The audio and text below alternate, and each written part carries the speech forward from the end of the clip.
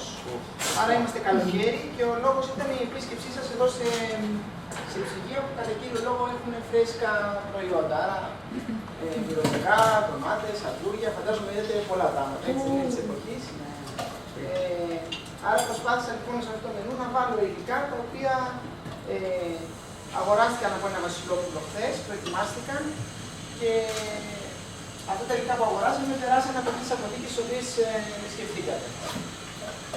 Μετά ένα τρίτο στοιχείο είναι η ευκολία της δυσκολία των μενού αναλόγως με το τι θα αντιμετωπίσεις. Φαντάζομαι αν κάποιοι από εσάς έχετε κάνει τέτοια δουλειά, η Βίκη ας πούμε φαντάζομαι έχει κάνει.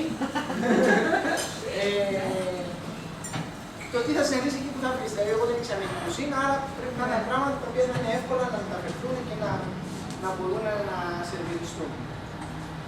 Θα ξεκινήσουμε λοιπόν με ένα πράσινο κοκτέιλ, το οποίο έχει μέσα αγγούρι αβοκάντο, χυμό μήλου, έχει λίγη ζάχαρη, έχει sweet chili sauce, lime, χυμό λεμόνι, λίγο αλάτι και that's it. Και το ανακατεύουμε πολύ καλά στο blender.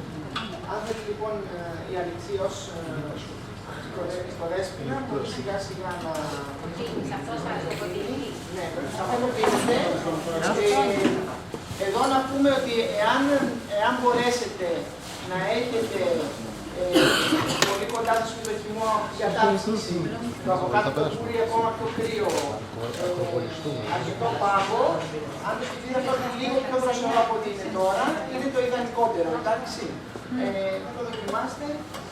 Αλέξα, δεν θα μας ξαναπείς ξανά τα υλικά. Είναι αβοκάντο αρκούρι, χυμός λεμονιού, χυμός λάιμ, ζάχαρη αλάτι, χυμός μήλου, sweet chili sauce Είναι καλά και παγάκια. Sweet chili sauce. Το βασικό είναι από ΑΒ ότι τα παίρνεις αυτά. Η sweet chili sauce την έχετε έτοιμη ή τη φτιάχνει ο? Συγγνώμη, αλήθεια υπάρχει. Το sweet chili sauce είναι στα αλφαβήτα. Τα βρίσκουμε, τα βρίσκετε.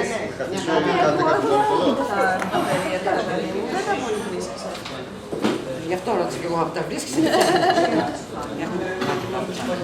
Όλοι.